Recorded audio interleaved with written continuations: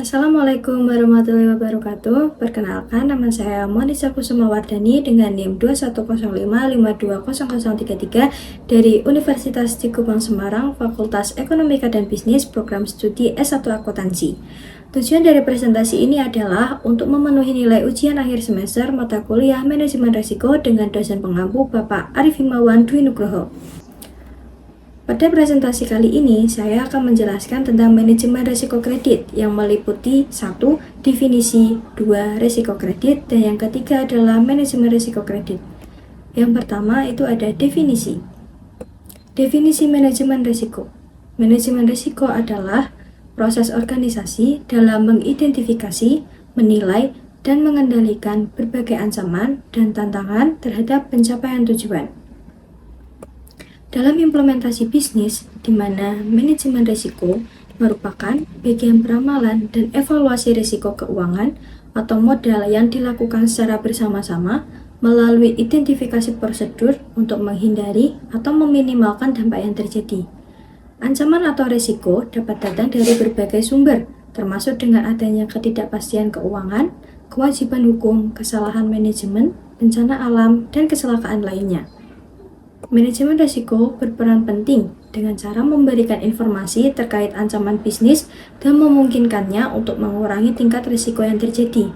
Tanpa adanya manajemen risiko, maka bisnis akan menghadapi permasalahan yang lebih besar karena tidak akan pernah mempertimbangkan tingkat risiko yang akan dihadapi. Selanjutnya ada manfaat manajemen risiko. Beberapa manfaat yang dapat dirasakan dengan diimplementasikannya manajemen risiko oleh perusahaan antara lain: 1. Untuk menetapkan prosedur dalam menghindari potensi ancaman dan meminimalkan dampak yang terjadi dan mampu mengatasi hasilnya. 2. Percaya diri dalam pengambilan keputusan dikarenakan organisasi perlu memahami risiko dan memahami cara mencegahnya. 3. Sesuai dengan prinsip-prinsip tata kelola perusahaan yang fokus pada manajemen risiko sehingga dapat membantu perusahaan mencapai tujuan. Yang keempat, menciptakan lingkungan kerja yang aman dan terjamin. Yang kelima, mengurangi tanggung jawab hukum dan meningkatkan stabilitas operasional. Yang keenam, perlindungan dari kejadian yang merugikan. Yang ketujuh, membangun rencana dan mengidentifikasi kebutuhan untuk perlindungan. Selanjutnya ada kredit yang diberikan. Penyediaan uang atau tagihan yang dapat dipersamakan dengan itu berdasarkan persetujuan atau kesepakatan pinjam-meminjam antara bank dengan pihak lain yang mewajibkan pihak peminjam untuk melunasi utangnya setelah jangka waktu tertentu dengan pemberian bunga. Berdasarkan pengertian tersebut, terkandung unsur-unsur kredit itu sendiri sebagai berikut. Yang pertama, ada waktu yang menyatakan bahwa ada jarak antara saat persetujuan pemberian kredit dan pelunasannya. Yang kedua ada kepercayaan yang melandasi pemberian kredit oleh pihak kreditor kepada debitur bahwa setelah jangka waktu tertentu debitur akan mengembalikannya sesuai kesepakatan yang telah disetujui oleh kedua belah pihak. Yang ketiga, penyerahan yang menyatakan bahwa pihak kreditor menyerahkan nilai ekonomi kepada debitur yang harus dikembalikan setelah jatuh tempo. Yang keempat, risiko yang menyatakan adanya risiko yang memungkinkan timbul selama jangka waktu antara pemberian dan pelunasannya. Kemudian yang terakhir ada persetujuan atau perjanjian yang menyatakan bahwa antara kredit dan debitur terdapat suatu persetujuan dan dibuktikan dengan suatu perjanjian. Selanjutnya, prinsip manajemen risiko. Manajemen risiko memiliki tujuan yaitu meningkatkan kinerja, mendorong untuk inovasi dan mendukung pencapaian sasaran perusahaan. Dan manajemen risiko memiliki prinsip-prinsip yang digunakan untuk landasan mengelola risiko dan harus dipertimbangkan ketika akan menetapkan kerangka kerja dan proses manajemen risiko. Manajemen risiko yang efektif memerlukan elemen-elemen sebagai berikut. 1. Terintegrasi. Integrasi yaitu bagian terpadu dari semua kegiatan di dalam organisasi atau perusahaan. 2. Terstruktur dan menyeluruh. Pendekatan yang terstruktur dan komprehensif pada manajemen risiko yang memberikan hasil yang konsisten dan dapat dibandingkan. Yang ketiga, disesuaikan dengan kebutuhan kerangka kerja, dan proses manajemen risiko harus disesuaikan dengan penggunaannya dan sebanding dengan konteks internal, termasuk juga terhadap sasaran yang terkait. Yang keempat, inklusif. Yang dimaksud inklusif yaitu keterlibatan para pemangku kepentingan secara memadai dan tepat waktu dalam kegiatan berbagi pengetahuan, pandangan, dan pandangannya untuk dijadikan pertimbangan. Yang kelima, dinamis. Sebuah risiko dapat muncul, berubah atau hilang ketika terjadi perubahan konteks eksternal maupun konteks internal. Manajemen risiko akan mengantisipasi, memindai, dan memahami serta menangani perubahan dan peristiwa yang terjadi secara memadai dan tepat waktu. Informasi terbaik yang tersedia. Manajemen risiko secara tegas menyatakan keterbatasan dari informasi yang tersedia dan juga ketidakpastian yang melekat pada informasi dan harapan tersebut. Yang ketujuh, faktor budaya dan manusia. Budaya dan manusia adalah hal yang tidak bisa dipisahkan dan sangat mempengaruhi penerapan seluruh aspek manajemen risiko pada setiap tingkatan. Yang ke-8, perbaikan sinambung. Manajemen risiko melakukan perbaikan terus-menerus berdasarkan pengalaman dan pembelajaran. Prinsip manajemen risiko tidak mengharuskan untuk dilakukan secara kaku, tetapi prinsip ini dapat digunakan sebagai panduan yang memantau dalam merancang penerapan dan pengawasan kerangka kerja dan proses manajemen risiko. Selanjutnya ada risiko kredit. Risiko kredit merupakan bentuk ketidakmampuan suatu perusahaan, institusi, lembaga, maupun pribadi dalam menyelesaikan kewajiban-kewajibannya secara tepat waktu, baik pada saat jatuh tempo maupun sesudah jatuh tempo, dan itu semua sesuai dengan aturan dan kesepakatan yang berlaku. Dengan kata lain, risiko kredit adalah risiko kerugian akibat kegagalan pihak lawan memenuhi kewajibannya, di mana berhubungan dengan pihak peminjam yang tidak mampu memenuhi kewajiban pada bank pada saat jatuh tempo. Risiko kredit dapat bersumber dari berbagai aktivitas fungsional bank, seperti pengkreditan atau pembiayaan, aktivitas treasury atau penempatan dana antar bank, membeli obligasi korporasi, aktivitas investasi, dan pembiayaan perdagangan. Kemudian ada risiko kredit. Manajemen risiko kredit di perbankan dapat mencakup pemberian profil risiko kredit yang mungkin timbul dari berbagai aktivitas perbankan, termasuk pemberian pinjaman, perdagangan derivatif, perdagangan instrumen, keuangan lainnya, serta aktivitas perbankan lainnya, termasuk yang diakui dalam akuntansi, sistem perbankan, dan buku transaksi.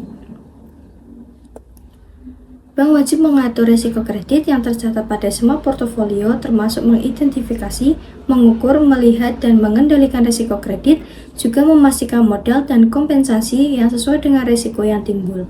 Bank harus mengembangkan strategi risiko kredit yang mencerminkan toleransi risiko bank dan pengembalian yang diharapkan bank dari risiko kredit yang mungkin timbul. Strategi harus selalu memperhitungkan siklus dan pergerakan ekonomi. Kemudian ada kolektabilitas kredit.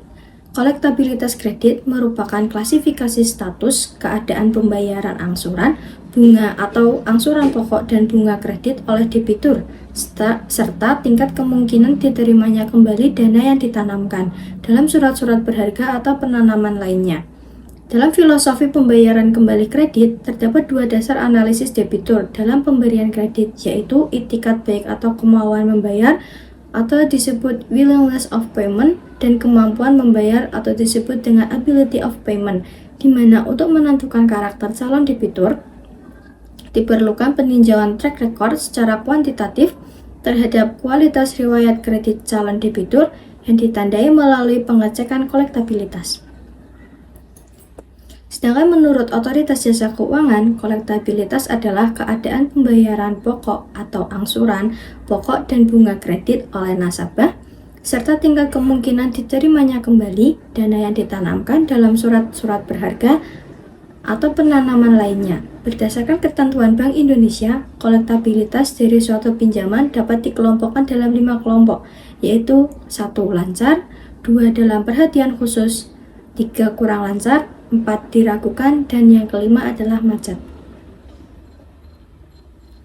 Kolektabilitas lancar atau status kolektabilitas tertinggi yang tergolong performing loan dan ditandai dari riwayat pembayaran angsuran bunga atau angsuran pokok dan bunga kredit tiap bulannya tepat atau kurang dari tanggal jatuh tempo pembayaran bulanannya tanpa celah. Kolektabilitas 1 mempresentasikan karakter atau watak yang baik debitur karena kelancaran membayar kewajibannya.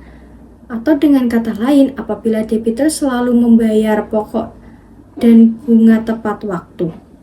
Perkembangan rekening baik tidak ada tunggakan serta sesuai dengan persyaratan kredit. Kemudian kolektabilitas yang kedua atau dalam perhatian khusus yang populer dalam dunia perbankan disingkat dengan DPK merupakan status kolektabilitas yang tergolong performing loan di mana ditandai oleh keterlambatan membayar debitur melebihi tanggal jatuh tempo sampai dengan sekurang-kurangnya 90 hari sejak tanggal jatuh tempo atau 3 bulan lamanya. Debitur menunggak pembayaran pokok dan atau bunga antara 1 sampai 90 hari. Penetapan status DPK secara manual juga diberikan apabila debitur masih dipertimbangkan memiliki aliran kas yang baik, namun kurang mampu dalam membayar kewajibannya. Dalam praktik perbankan umumnya DPK oleh pihak bank sudah dianggap buruk walaupun secara teoritis masih tergolong performing loan. Penyelesaian kredit bermasalah dengan status kolektabilitas 2 dapat dilakukan melalui penagihan biasa atau melaksanakan restrukturisasi tergantung kesepakatan antara debitur dengan kreditur. Kemudian yang ketiga itu ada kolektabilitas tingkat 3 atau kurang lancar. Merupakan status kolektabilitas debitur yang terlambat membayar lebih dari 90 hari sejak tanggal jatuh tempo bulanannya sampai dengan sekurang-kurangnya 120 hari atau 3 sampai 4 bulan lamanya. Debitur menunggak pembayaran pokok dan atau bunga antara 91 sampai 121 hari. Penetapan status kolektabilitas tingkat 3 secara manual dapat diberikan oleh bank apabila debitur masih memiliki itikat baik meskipun kemampuan membayarnya kurang memadai, namun bank meyakini debitur masih memiliki aliran kas yang cukup baik. Pada tahap status ini, bank berkewajiban mengeluarkan surat peringatan atau SP pertama dan mulai melakukan perhitungan akrual terhadap tunggakan pokok dan bunga berjalan, tunggakan penalti berjalan, tunggakan administrasi pembukuan, dan tunggakan-tunggakan lainnya melalui penerbitan anjak piutang. Apabila masih memungkinkan debitur untuk mampu membayar kewajibannya, restrukturisasi dapat dilaksanakan. Kemudian, kolektabilitas tingkat 4 atau diragukan merupakan status kolektabilitas yang menandakan keterlambatan membayar melebihi 120 hari sejak tanggal jatuh tempo bulanannya atau maksimum 4 bulan ke atas. Debitur menunggak pembayaran pokok dan atau bunga antara 121 hari sampai 180 hari. Pada tahap status kolektabilitas tingkat 4 ini, bank sudah harus mengambil asumsi angsuran pokok dan bunga kredit tidak terbayarkan dan bersiap mengambil kesimpulan penyelesaian kredit bermasalah melalui pelelangan agunan sesuai pasal 6 Undang-Undang Nomor 4 Tahun 1996 tentang hak tanggungan atas tanah beserta benda-benda yang berkaitan dengan tanah. Kemudian kolektabilitas tingkat 5 atau yang disebut dengan macet merupakan kolektabilitas terendah yang tergolong non-performing loan atau NPL yang merepresentasikan angsuran pokok dan bunga kredit tidak terbayarkan oleh debitur dengan menunggak pembayaran pokok dan atau bunga lebih dari 180 hari. Sehingga bank berkewajiban melaksanakan penyelesaian kredit bermasalah paling terakhir yaitu melelang agunan untuk menutup PPAP, yaitu terbentuk 100% dari aktiva produktif untuk mengcover resiko terburuk kredit. Status kolektabilitas golongan kelima lebih populer dengan sebutan kredit macet. Bank berhak melakukan pelelangan agunan setelah mengeluarkan surat peringatan sebanyak 3 kali, menerbitkan anjak piutang, dan melaporkan riwayat penanganan dan penyelesaian kredit, mulai dari riwayat penagihan, negosiasi, dan restrukturisasi bila terdapat restrukturisasi. Selanjutnya ada analisis kredit. Untuk melakukan analisis kredit memiliki tahap yang dilakukan antara lain analisis kualitatif, Analisis kualitatif diketahui ada beberapa jenis dan metode yang dilakukan yaitu dengan analisis kredit dengan prinsip 5C dan 7P. Untuk 5C yaitu yang pertama ada analisis karakter. Analisis ini dapat dilakukan dengan melakukan survei langsung oleh tim kredit, baik marketing dan tim risk kredit. Kemudian analisis kredit juga dapat dilihat dari BI checking yang didapat dari pengajuan calon debiturnya. Dari informasi tersebut, seorang analis kredit mengetahui dari awal karakter calon debitur. Yang kedua, analisis kapasitas. Ini dilakukan dengan melihat kemampuan nasabah dalam membayar pinjaman yang dikreditkan tiap bulan. Tim analisis kredit biasanya mendapatkan kapasitas tersebut dari perhitungan kemampuan bayar dan kapasitas akunan. Yang ketiga ada analisis kapital. Analisis kapital ini dilakukan dengan menilai modal yang dimiliki oleh calon debitur dengan melihat aset lancar dan tidak lancar. Yang keempat, analisis kondisional. Analisis ini melihat kondisi umum pada calon debitur dan kondisi akan datang dari potensi membayar kredit tersebut. Yang kelima, ada analisis kolateral.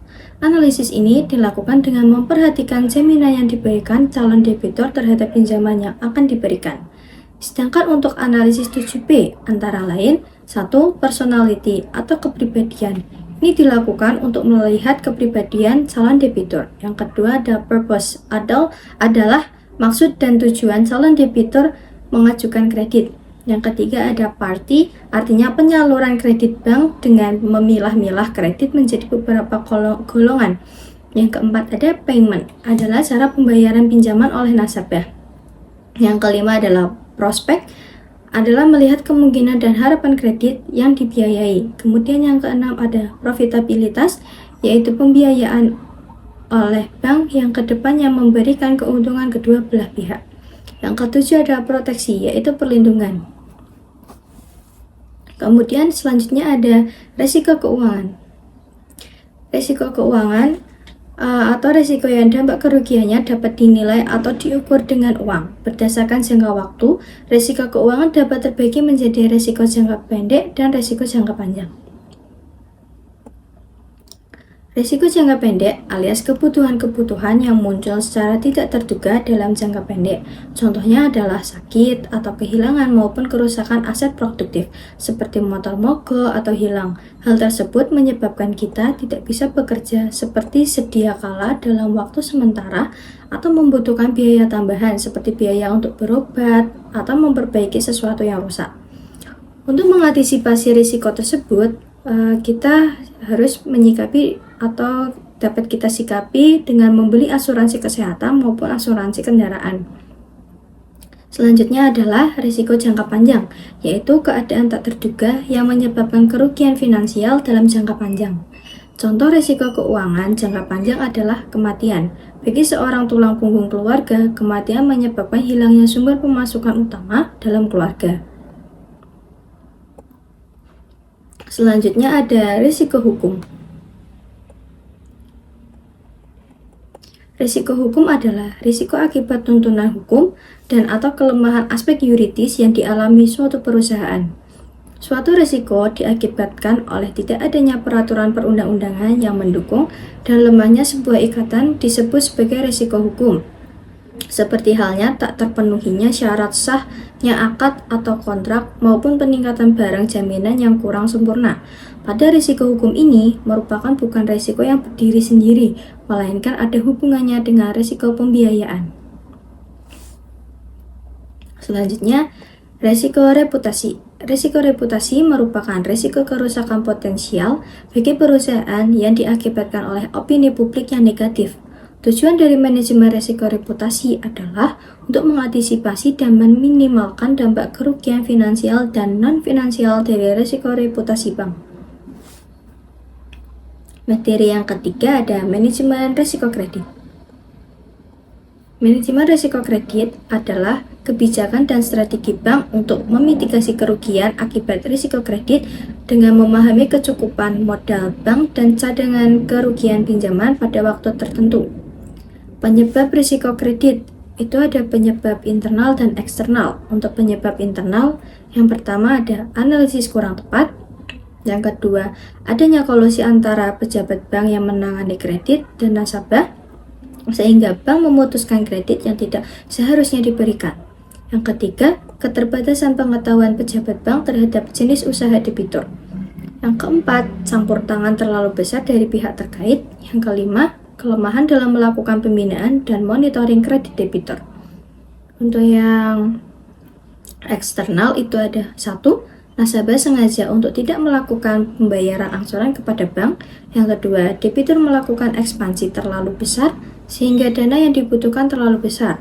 Yang ketiga, penyelewengan yang dilakukan nasabah. Yang keempat, bencana alam. Yang kelima, perubahan kebijakan dan peraturan pemerintah. Kemudian ada segmentasi kredit. Bank melakukan segmentasi kredit dengan mempertimbangkan keunikan karakteristik masing-masing lini bisnis. Segmentasi kredit akan memengaruhi bagaimana bank diperlakukan dan kebijakan yang menentukan kecukupan agungan, struktur kredit, otoritas pengambilan keputusan kredit, dan sejenisnya. Meskipun masing-masing bank dapat berbeda dalam mendefinisikan segmen kreditnya, secara umum segmen kredit dapat dibagi menjadi pinjaman pribadi, pinjaman komersial, dan pinjaman usaha.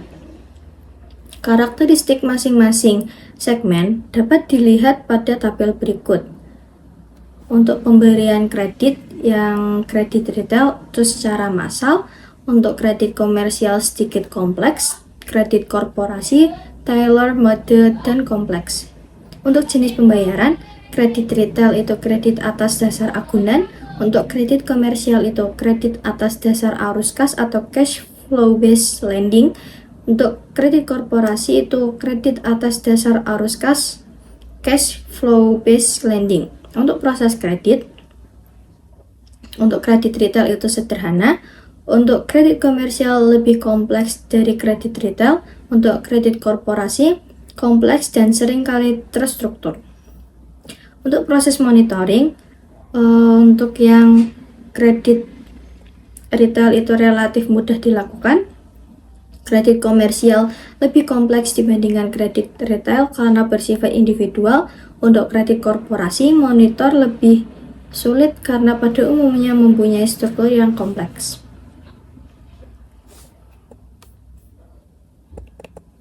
Masing-masing bank memiliki kriteria sendiri untuk menetapkan batas pemberian kredit kepada segmen-segmen tersebut. Dengan adanya segmen tersebut, bank dapat merencanakan fokus pemberian kredit sesuai kompleksitas segmen yang bersangkutan. Kemudian selanjutnya ada jenis kredit. Penggolongan kredit sebagai berikut. Yang pertama, tujuan penggunaannya. Untuk tujuan penggunaannya itu ada 2, kredit konsumtif. Kredit yang digunakan untuk membiayai pembelian barang dan jasa yang dapat memberi kepuasan langsung terhadap kebutuhan manusia. Yang kedua, kredit produktif. Kredit yang digunakan untuk tujuan produktif dapat menimbulkan faedah karena bentuk, tempat, waktu, maupun kepemilikan. Kemudian ada kredit menurut jangka waktunya. Itu ada kredit jangka pendek, kredit jangka menengah, dan kredit jangka panjang. Untuk kredit jangka pendek, kredit berjangka waktu maksimal 1 tahun. Kredit jangka menengah, kredit berjangka waktu 1 tahun sampai 3 tahun. Untuk kredit jangka panjang, itu kredit berjangka waktu lebih dari 3 tahun. Yang ketiga, berdasarkan jaminannya. Itu ada 2, kredit tidak memakai jaminan atau unsecured loan, kredit yang diberikan atas kepercayaannya saja. Kemudian kredit dengan jaminan secure loan, dengan jaminan kebendaan yang berwujud maupun jaminan tidak berwujud. Kemudian tujuan manajemen kredit, yaitu memastikan bahwa aktivitas penyediaan dana lembaga keuangan tidak terekspos pada risiko kredit yang dapat menimbulkan kerugian pada lembaga keuangan.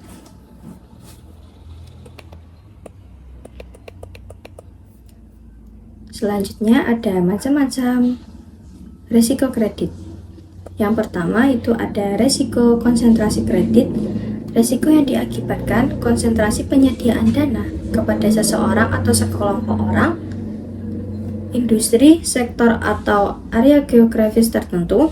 yang berpotensi menimbulkan kerugian cukup besar yang dapat mengancam kelangsungan usaha lembaga keuangan yang memberikan kredit.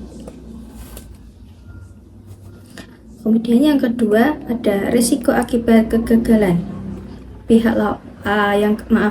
Yang kedua ada risiko akibat kegagalan pihak lawan terjadi karena pihak lawan gagal dalam memenuhi kewajibannya dan timbul dari jenis transaksi yang memiliki karakteristik tertentu. Yang ketiga ada risiko akibat kegagalan settlement. Risiko yang terjadi akibat kegagalan penyerahan kas atau instrumen keuangan pada tanggal penyelesaian yang telah disepakati dari transaksi penjualan atau pembelian instrumen keuangan. Kemudian yang keempat ada country risk risiko. Country risk. Risiko yang terjadi dari ketidakpastian karena memburuknya kondisi perekonomian negara dalam membayar utang, gejolak sosial politik, serta kebijakan suatu negara, antara lain rasionalisasi atau pengambil alihan aset, kontrol nilai tukar, dan atau devaluasi nilai tukar. Beberapa jenis risiko yang termasuk country risk. Yang pertama ada sovereign risk, karena pemerintah suatu negara tidak dapat atau tidak bersedia memenuhi kewajibannya. Yang kedua ada transfer risk, karena pemerintah suatu negara tidak dapat atau tidak bersedia memenuhi kewajibannya. Kemudian yang ketiga ada macroeconomic risk, karena pihak asing di luar negeri tidak dapat memenuhi kewajiban akibat perubahan kebijakan ekonomi di negaranya, seperti peningkatan suku bunga yang bertujuan untuk stabilitas nilai mata uang. Karakteristik risiko yang timbul dari jenis transaksi. Yang pertama ada transaksi ini dipengaruhi oleh pergerakan nilai wajar atau nilai pasar. Yang kedua, nilai wajar dari transaksi dipengaruhi oleh pergerakan variabel pasar tertentu. Yang ketiga, transaksi menghasilkan pertukaran arus kas atau instrumen keuangan. Yang keempat, ada karakteristik risiko bersifat bilateral, yaitu 1. Dalam hal nilai wajar kontrak bernilai positif, maka lembaga keuangan terekspos risiko kredit dari pihak lawan. Yang kedua, bila nilai wajar kontrak bernilai negatif, maka pihak lawan terekspos risiko kredit dari lembaga keuangan. Selanjutnya ada jenis-jenis risiko kredit. Secara umum, ada 3 jenis yang memungkinkan paling sering terjadi di dunia perbankan. Ketiga jenis risiko kredit adalah yang pertama ada sovereign credit risk. Jenis pertama dari risiko kredit adalah sovereign credit risk, yaitu risiko yang terjadi jika sebuah negara gagal memenuhi kewajibannya dalam melunasi utang. Ketika jatuh tempo, kegagalan membayar utang ini meliputi pembayaran pokok kredit, ditambah bunga, serta denda sesuai perjanjian di awal. Yang kedua ada corporate credit risk. Selanjutnya, corporate credit risk adalah salah satu jenis risiko kredit yang sering terjadi, khususnya di industri perbankan, dengan kasus 1. Risiko gagal bayar debitur sebagai instansi penerbit surat utang. Yang kedua, risiko gagal bayar instansi yang menerima pinjaman. Yang ketiga, risiko gagal bayar instansi yang mendapatkan penyertaan modal. Kemudian yang ketiga itu retail customer credit risk. Jenis selanjutnya dari risiko kredit adalah retail customer credit risk, yaitu ketika debitur perorangan tidak bisa memenuhi kewajibannya untuk melunasi pinjaman saat waktu jatuh tempo. Umumnya, kredit seperti ini dipakai untuk pembelian konsumtif, sehingga sumber pembayaran utang tersebut tidak berasal dari barang yang dibeli. Kemudian selanjutnya itu ada fungsi kredit.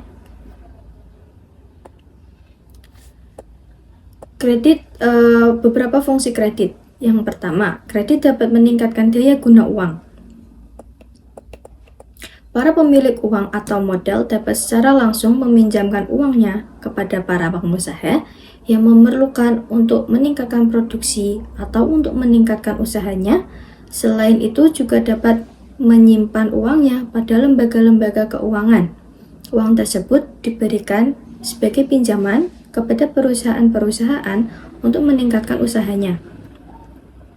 Kemudian yang kedua, kredit dapat meningkatkan peredaran dan lalu lintas uang. Kredit uang yang disalurkan melalui rekening giro dapat menciptakan pembayaran baru seperti cek, giro biliet, dan wesel. Sehingga apabila pembayaran dilakukan dengan cek, giro biliet, dan wesel, maka akan dapat meningkatkan peredaran uang giro. Di samping itu, kredit perbankan yang ditarik secara tunai dapat pula meningkatkan peredaran uang kartal, sehingga arus lalu lintas uang akan berkembang pula. Kemudian yang ketiga itu kredit dapat meningkatkan daya guna dan peredaran barang. Para pengusaha dapat memproses bahan baku menjadi barang jadi dengan mendapatkan kredit, sehingga daya guna barang tersebut menurut Thomas Wiyanto, Dasar-Dasar Perkreditan, edisi keempat, Jakarta, Gramedia 1999, menjadi meningkat.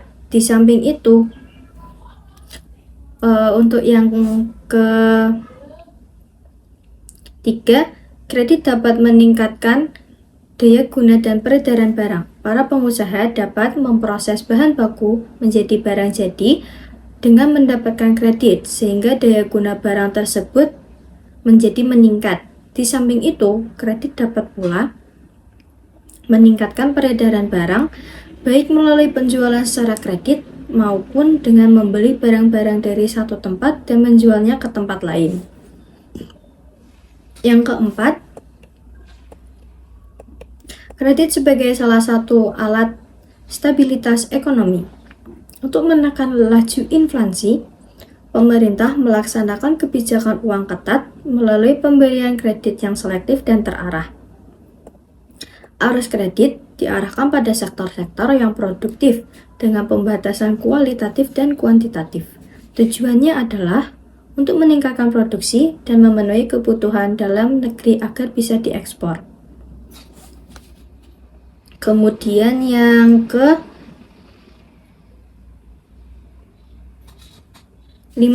kredit dapat meningkatkan kegairahan berusaha. Setiap orang yang berusaha selalu ingin meningkatkan usaha tersebut, namun ada kalanya dibatasi oleh kemampuan di bidang permodalan. Bantuan kredit yang diberikan oleh bank akan dapat mengatasi kekurangan mampuan para pengusaha di bidang permodalan tersebut, sehingga para pengusaha akan dapat meningkatkan usahanya. Kemudian yang ke-6, kredit dapat meningkatkan pemerataan pendapatan. Dengan bantuan kredit dari bank, para pengusaha dapat memperluas usahanya dan mendirikan proyek-proyek baru. Peningkatan usaha dan pendirian proyek baru akan membutuhkan 47 tenaga kerja untuk melaksanakan proyek-proyek tersebut. Dengan demikian, pengusaha akan memperoleh pendapatan. Yang ke-7, kredit sebagai alat untuk meningkatkan hubungan internasional. Bank-bank besar di luar negeri yang mempunyai jaringan usaha dapat memberikan bantuan dalam bentuk kredit kepada perusahaan di dalam negeri. Bantuan dalam bentuk kredit ini tidak saja dapat mempererat hubungan ekonomi antar negara yang bersangkutan, tetapi juga dapat meningkatkan hubungan internasional. Untuk yang selanjutnya itu ada metode manajemen risiko kredit. Perusahaan, khususnya bank, menggunakan sejumlah metode dan kebijakan dalam mengelola risiko kredit untuk meminimalkan kemungkinan terjadinya kerugian tersebut. Ada 6 metode yang dapat digunakan untuk mengelola risiko kredit, di antaranya 1. Model pemeringkatan atau grading model. Jika perusahaan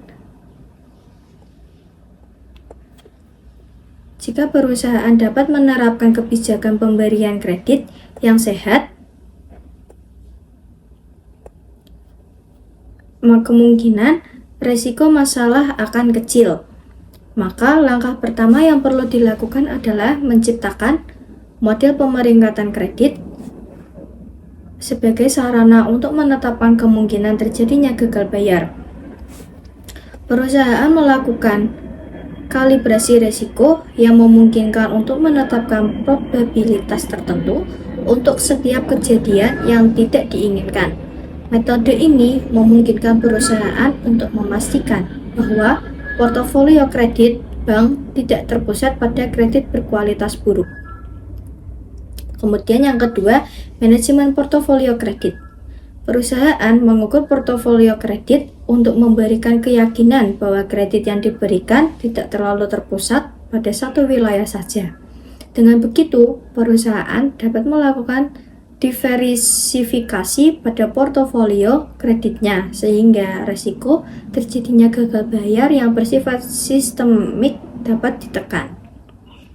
Kemudian yang ketiga ada sekuritisasi.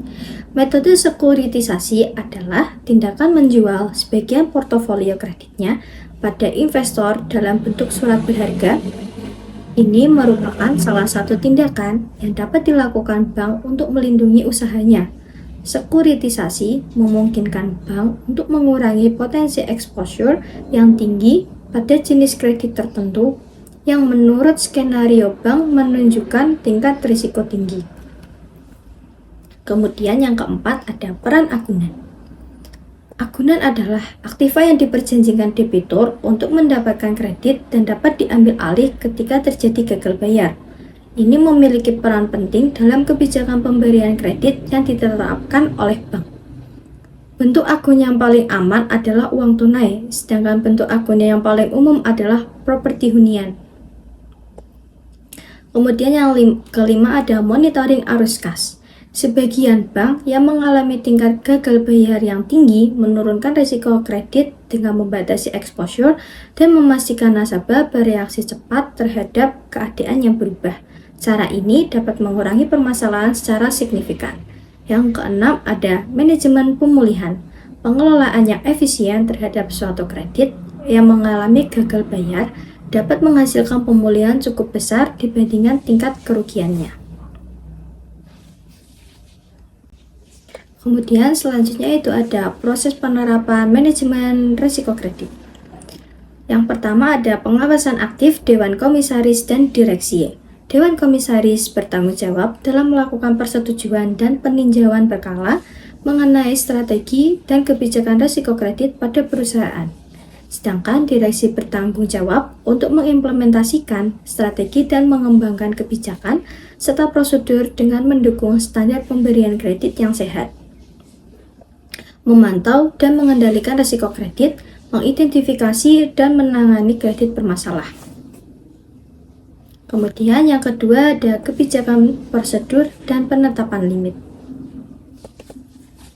Kriteria pemberian kredit yang sehat adalah perusahaan harus mempunyai informasi yang cukup untuk membantu dalam menilai secara komprehensif profil risiko nasabah. Selain itu, perusahaan harus memastikan terdapat pemisahan fungsi antara bank yang melakukan persetujuan, analisis, dan administrasi kredit dalam mekanisme kepatuhan prosedur pendelegasian dalam pemberian kredit.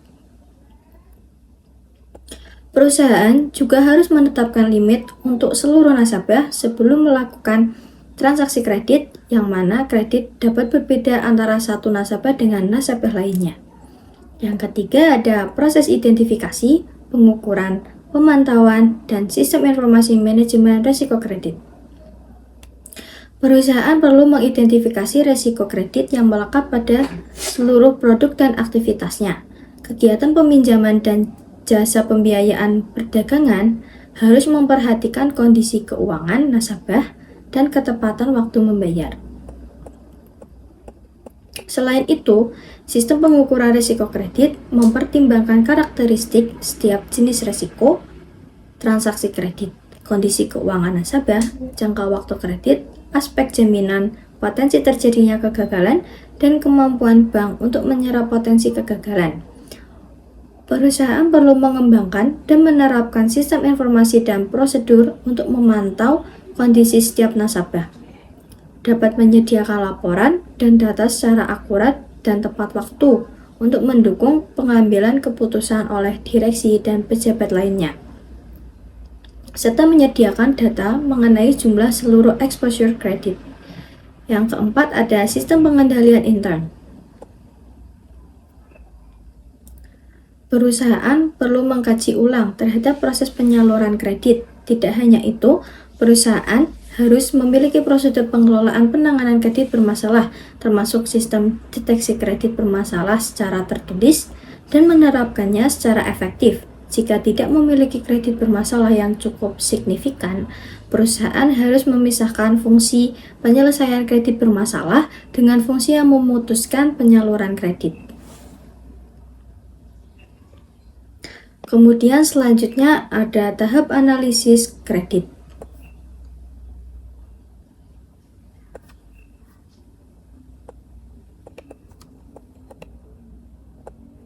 Tujuan utama dari analisis kredit adalah untuk menilai tingkat resiko kredit yang melekat pada calon debitur dan menentukan apakah pinjaman tersebut layak untuk diberikan atau tidak. Selain itu, analisis kredit juga bertujuan untuk menetapkan syarat dan ketentuan pinjaman yang sesuai dengan profil risiko calon debitur, seperti jumlah pinjaman, angka waktu, suku bunga, jaminan, dan lain-lain.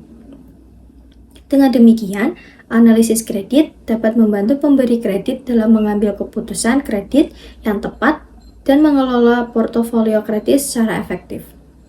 Tahapan analisis kredit dapat bervariasi tergantung pada jenis pinjaman, kebijakan pemberian kredit, dan regulasi yang berlaku. Namun, secara umum, tahapan analisis kredit meliputi 1. Pengajuan permohonan kredit. Calon debitur mengajukan permohonan kredit dengan melampirkan dokumen-dokumen yang dibutuhkan, seperti identitas diri, laporan keuangan, rencana bisnis, surat pernyataan, dan lain-lain. Yang kedua, verifikasi data. Pemberi kredit melakukan verifikasi data yang diberikan oleh calon debitur dengan cara mengecek kebenaran dan kelengkapan dokumen, melakukan kunjungan lapangan, meminta referensi, dan lain-lain. Kemudian ada analisis 5C. Pemberian kredit melakukan analisis 5C, yaitu karakter, kapasitas, modal, jaminan, dan kondisi. Analisis 5C bertujuan untuk menilai aspek-aspek yang berkaitan dengan karakteristik calon debitur, kemampuan membayar, modal yang dimiliki, jaminan yang ditawarkan, dan kondisi ekonomi makro dan mikro yang mempengaruhi usaha calon debitur. Yang keempat ada penetapan struktur pinjaman. Pemberi kredit menetapkan struktur pinjaman yang sesuai dengan hasil analisis 5C, seperti jumlah pinjaman, jangka waktu, suku bunga, angsuran, jaminan, dan yang lain-lain. Kemudian yang terakhir ada persetujuan atau penolakan pinjaman. Pemberi kredit memberikan persetujuan atau penolakan pinjaman berdasarkan hasil analisis kredit. Jika pinjaman disetujui, pemberi kredit dan calon debitur menandatangani perjanjian kredit yang berisi hak dan kewajiban masing-masing pihak.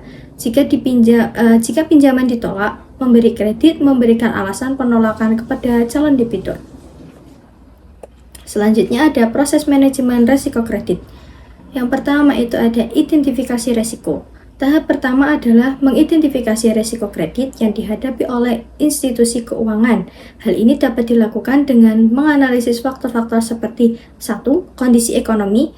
Kondisi ekonomi secara keseluruhan dapat berdampak pada kemampuan debitur untuk melunasi pinjamannya. Yang kedua, industri. Industri tempat debitur beroperasi dapat berisiko tinggi atau rendah. Yang ketiga ada kualitas kredit debitur. Riwayat kredit debitur, rasio utang terhadap ekuitas, dan arus kasnya adalah indikator penting dari kualitas kreditnya. Kemudian yang keempat ada ketentuan pinjaman. Persyaratan pinjaman seperti jumlah pinjaman, suku bunga, dan jangka waktu dapat mempengaruhi risiko kredit. Yang kedua ada pengukuran risiko. Setelah risiko kredit diidentifikasi, langkah selanjutnya adalah mengukurnya. Hal ini dapat dilakukan dengan menggunakan berbagai metode seperti 1. Analisis skor kredit. Analisis skor kredit adalah angka yang mewakili kelayakan kredit debitur. Kedua, analisis rasio keuangan. Rasio keuangan seperti rasio utang terhadap ekuitas dan rasio cakupan bunga dapat digunakan untuk menilai kesehatan keuangan debitur. Yang ketiga ada model penetapan harga risiko. Model penetapan harga risiko dapat digunakan untuk memperkirakan probabilitas dan dampak potensial dari gagal bayar. Kemudian yang ketiga ada pemantauan risiko. Risiko kredit perlu dipantau secara berkelanjutan untuk memastikan bahwa institusi keuangan mengetahui perubahan dalam profil risikonya. Hal ini dapat dilakukan dengan 1. Memantau kinerja pinjaman. Kinerja pinjaman harus dipantau secara berkala untuk mengidentifikasi tanda-tanda potensi masalah. Yang kedua, memperbarui penilaian risiko kredit. Penilaian risiko kredit harus diperbarui secara berkala untuk mencerminkan perubahan dalam kondisi ekonomi, industri, atau kualitas kredit debitur. Yang ketiga, melakukan tes stres. Tes stres dapat digunakan untuk menilai bagaimana portofolio pinjaman institusi keuangan akan tahan terhadap berbagai skenario ekonomi yang tidak terduga. Kemudian yang terakhir ada pengendalian risiko. Setelah risiko kredit diidentifikasi, diukur, dan dipantau, langkah selanjutnya adalah mengendalikannya. Hal ini dapat dilakukan dengan 1. Menetapkan batas kredit. Batas kredit adalah jumlah maksimum yang dapat dipinjamkan oleh institusi keuangan kepada debitur individu atau kelompok debitur. Yang kedua, memerlukan jaminan. Jaminan dapat digunakan untuk mengurangi risiko kredit institusi keuangan. Yang ketiga, membeli asuransi kredit. Asuransi kredit dapat melindungi institusi keuangan dari kerugian jika debitur gagal bayar. Yang keempat, ada meningkatkan modal. Modal yang lebih besar dapat membantu institusi keuangan menyerap kerugian yang timbul dari gagal bayar. Kata-kata dapat menginspirasi, tetapi tindakan menciptakan perubahan. Sekian presentasi dari saya. Terima kasih atas perhatiannya. Apabila ada kesalahan kata, saya mohon maaf. Semoga bisa memotivasi teman-teman semua. Wabillahi taufiq wal hidayah. Wassalamualaikum warahmatullahi wabarakatuh.